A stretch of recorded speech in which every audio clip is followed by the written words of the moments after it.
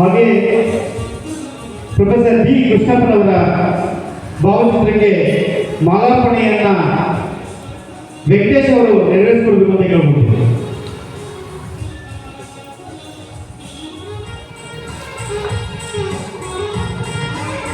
ಕರ್ನಾಟಕದ ಅಂಬೇಡ್ಕರ್ ಹಿಂದೆ ಖ್ಯಾತಿಯಾದ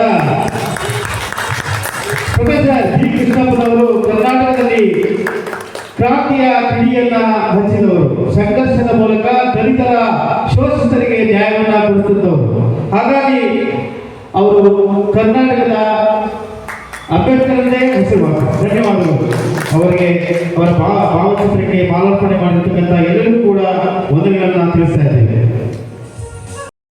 ವೈಯಕ್ತಿಕ ಗ್ರಂಥಾಲಯವಾಗಿ ರಾಜ್ಯದಲ್ಲಿ ಸುಮಾರು 50,000ಕ್ಕಿಂತಲೂ ಹೆಚ್ಚು ಪುಸ್ತಕಗಳನ್ನು ಇಟ್ಟು ಇಡೀ ಜಗತ್ತಿನಲ್ಲೇ ವೈಯಕ್ತಿಕ ಗ್ರಂಥಾಲಯಗಳಲ್ಲಿ ಅತಿ ಹೆಚ್ಚು ಪುಸ್ತಕಗಳನ್ನು ಹೊಂದಿರುವಂತಹ ಏಕೈಕ ಗ್ರಂಥಾಲಯ ಮಾನ್ಯ ಬಿ ಆರ್ ಅಂಬೇಡ್ಕರ್ ಅವರು ಸ್ಥಾಪನೆ ಮಾಡಿರತಕ್ಕಂತಹ ರಾಜ್ಯ ಗ್ರಂಥಾಲಯ. ಅವರ ಆ ಮೂಲಭೂತವಾದ ಅವರ ಕಾನೂನಿನ ಚೌಕಟ್ಟನ್ನು ನೀಡಿರತಕ್ಕಂತಹ ಜ್ಞಾನಪೀಠವೇ ನಮ್ಮ ಸಂವಿಧಾನ. ಸುದೀರ್ಘವಾದ ಸಂವಿಧಾನದಲ್ಲಿ ಕರಡು ರಚನಾ ಸಮಿತಿಯ ಅಧ್ಯಕ್ಷರಾಗಿ ಅವರು ಕೈಗೊಂಡಿರ್ತಕ್ಕಂತಹ ಕಾರ್ಯ ಏನಿದೆಯಲ್ಲ, ಯಾಕಂತಂದ್ರೆ ಕರಡು ರಚನಾ ಸಮಿತಿಯಲ್ಲಿ 207 ಜನ ಸದಸ್ಯರಲ್ಲಿ ಪದೇ ಪದೇ ಅನಾರೋಗ್ಯಕ್ಕೆ ತುತ್ತಾಗ್ತಿದ್ದವರು, ಮತ್ತೆ ಒಬ್ಬರು ತೀರೋಗ್ತಾರೆ.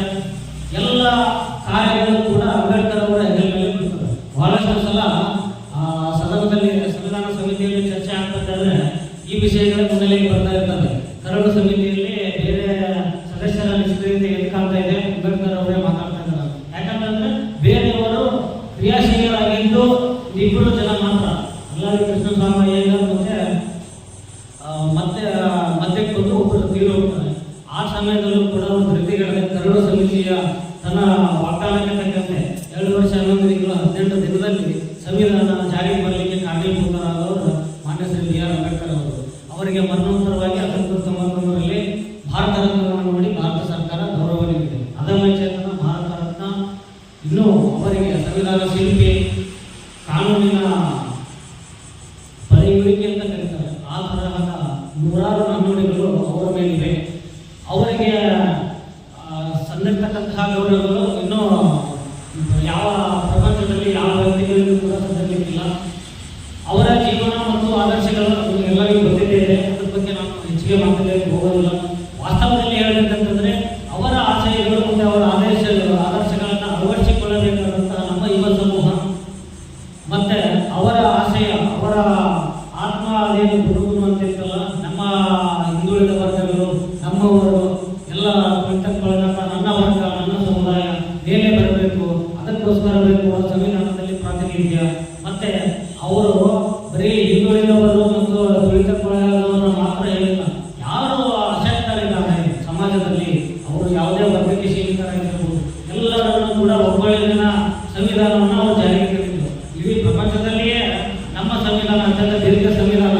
ಅಷ್ಟೊಂದು ಕರಡು ತಯಾರು ಮಾಡಲಿಕ್ಕೆ ಬಹಳಷ್ಟು ಶ್ರಮ ಪಟ್ಟವರು ಬಿ ಆರ್ ಅಂಬೇಡ್ಕರ್ ಅವರು. ಆ ನಿಟ್ಟಿನಲ್ಲಿ ಈಗಿನ ಸಮುದಾಯವು ಅವರ ಆದರ್ಶಗಳನ್ನು ನಡೆಸ್ತಾ ಇರಬೇಕು. ಅವರ ಜೀವನ ಚರಿತ್ರೆಯ ಪ್ರತಿಯೊಂದು ಮೈಲುಗಲ್ಲುಗಳನ್ನು ಆಸು ಹೊತ್ತು ತಮ್ಮ ಜೀವನದ ಅತ್ಯುನ್ನತ ಶಿಖರಕ್ಕೆ ಏರಲಿಕ್ಕೆ ಸಾಧ್ಯ ಆಗಲಿಕ್ಕೆ ಈಗ ಒಂದು ಕಾಣಿಕೆಯನ್ನು ನಾವು ಕಾಂಗ್ರೆಸ್ ಶಾಖೆ ವತಿಯಿಂದ ಮಾಡಿದ್ದಾರೆ. ಅವರಿಗೆ ಮೊದಲನೇದಾಗಿ ನಾನು ಈ ಕರ್ನಾಟಕದ ಸಂಸ್ಥೆ ಪರವಾಗಿ ಅಭಿನಂದನೆಯನ್ನು ಸಲ್ಲಿಸುತ್ತೇನೆ. ಬಂಧುಗಳೇ, ಬಾಬಾ ಸಾಹೇಬ್ ಅಂಬೇಡ್ಕರ್ ಅವರು ಅವರ ಬಾಲ್ಯ ಜೀವನದ ಬಗ್ಗೆ ಹೇಗಿತ್ತು, ಹೇಗೆ ವಿದ್ಯಾಭ್ಯಾಸವನ್ನು ಮಾಡಿದ್ರು ಅನ್ನೋದನ್ನು ಸಂಕ್ಷಿಪ್ತವಾಗಿ ಹೇಳಿದ್ದಾರೆ. ಒಮ್ಮೆ ಬಾಬಾ ಸಾಹೇಬ್ ಅಂಬೇಡ್ಕರ್ ಅವರು ಈ ದೇಶಕ್ಕೆ ಸಂವಿಧಾನವನ್ನ ಬರೆದು ಸಮರ್ಪಣೆ ಮಾಡದೇ ಇದ್ದರೆ ಏನಾಗ್ತಿತ್ತು ಅನ್ನೋದ್ರ ಬಗ್ಗೆ ಸ್ವಲ್ಪ ನಾವು ಅವಲೋಕನ ಮಾಡಬೇಕಾಗುತ್ತದೆ. ಯಾಕಂದ್ರೆ ಈ ದೇಶಕ್ಕೆ ಸಂವಿಧಾನವನ್ನ ಕೊಡದೇ ಇದ್ದರೆ ನೀವು ಯಾರು ಕೂಡ ನಾವಿಲ್ಲಿ ಕೂತ್ಕೊಂಡು ಮಾತಾಡಕ್ಕೂ ಆಗ್ತಿರಲಿಲ್ಲ, ಕೂತ್ಕೊಂಡು ಕೇಳಕ್ಕೂ ಆಗ್ತಿರ್ಲಿಲ್ಲ. ಯಾಕಂದ್ರೆ ಇವತ್ತು ಸಂವಿಧಾನ ಅಂದ್ರೆ ಹಿಂದೂಗಳಿಗೆ ಪವಿತ್ರ ಗ್ರಂಥ ಇದ್ದಂಥವು. ಯಾಕಂದ್ರೆ ಇವತ್ತು ಮುಸಲ್ಮಾನರಿಗೆ ಹೇಗೆ ಬೈಬಲ್ ಗ್ರಂಥವೋ ಅಥವಾ ಕ್ರಿಶ್ಚಿಯನ್ಗೆ ಹೇಗೆ ಬೈಬಲ್ ಇದೆಯೋ ಅಥವಾ ಮುಸಲ್ಮಾನಿಗೆ ಕುರಾನ್ ಇದೆಯೋ, ಹಾಗೆ ಇವತ್ತು ಪವಿತ್ರ ಗ್ರಂಥ ಬಾಬಾ ಸಾಹೇಬ್ ಅಂಬೇಡ್ಕರ್ ನೀಡಿರ್ತಕ್ಕಂಥ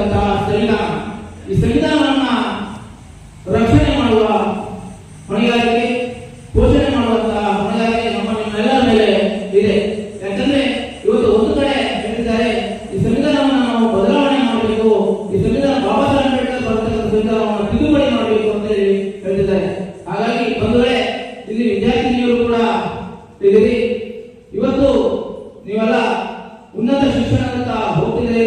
ಬಾಬಾ ಸಾಹೇಬ್ ಅಂಬೇಡ್ಕರ್ ಅವರು ಸಂವಿಧಾನವನ್ನ ಪಡೆದಿದ್ರೆ ನೀವು ಕೂಡ ಶಿಕ್ಷಣವನ್ನ ಪಡೆಯಲಿಕ್ಕೆ ಆಗ್ತಿರಲಿಲ್ಲ, ಶಾಲೆಯ ಘಟ್ಟಂತವೂ ಕೂಡ ಆಗ್ತಿರಲಿಲ್ಲ ಅನ್ನೋ ಮಾತ್ರ ಕೂಡ ಈ ಸಂದರ್ಭದಲ್ಲಿ ಹೇಳ್ತೇನೆ. ಹಾಗಾಗಿ ಬಾಬಾ ಸಾಹೇಬ್ ಅಂಬೇಡ್ಕರ್ ಅವರು ಹೆಚ್ಚಿನವರಿಗೆ ಶಿಕ್ಷಣಕ್ಕೆ ಮಹತ್ವವನ್ನ ಕೊಟ್ಟಿದ್ದಾರೆ.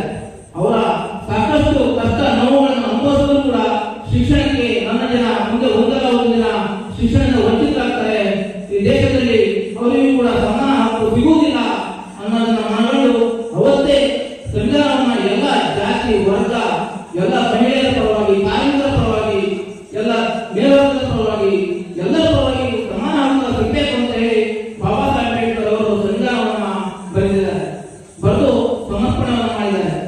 ಆ ಒಂದು ಸಂವಿಧಾನದ ಕರಡು ಅಧ್ಯಕ್ಷರು ಕೂಡ ಬಾಬಾ ಸಾಹೇಬ್ ಅಂಬೇಡ್ಕರ್ ಆಗಿದ್ದಾರೆ. ಹಾಗಾಗಿ ಇವತ್ತು ಹೆಚ್ಚಿನ ಮತ ಶಿಕ್ಷಣಕ್ಕೆ ಒತ್ತು ಕೊಡಬೇಕಾಗ್ತದೆ.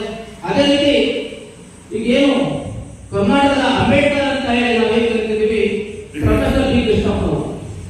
ಪ್ರೊಫೆಸರ್ ಜಿ ಕೃಷ್ಣಪ್ಪ ಅವರು ಕರ್ನಾಟಕದ ಸಂಸತ್ತಿನ 1975ರಲ್ಲಿ ಇಡೀ ರಾಜ್ಯಾದ್ಯಂತ ಓಡಾಡಿ ಎಲ್ಲ ದಲಿತ ಕಾಲೋನಿಗೆ, ಹಿಂದುಳಿದ ಕಾಲೋನಿಗೆ ಎಲ್ಲ ಓಡಾಡಿ ಎಲ್ಲ ಅವತ್ತಿನ ಯಾರು ಕರ್ನಾಟಕದ ಸಂಸತ್ತು ಕಟ್ಟಿದ್ರಪ್ಪ ಅಂದ್ರೆ ಎಲ್ಲ ನಮ್ಮಂತ ವಿದ್ಯಾರ್ಥಿನೇ ಎಲ್ಲ ಶಾಲೆ ಕಾಲೇಜುಗಳಿಗೆ ಹೋಗಿ ಉಪನ್ಯಾಸ ನೀಡಿ ಅವರು ಅವತ್ತು ಏನು ಕೃಷ್ಣಪ್ಪನವರ ಹೋರಾಟ, ಕೃಷ್ಣಪ್ಪನವರ ಒಂದು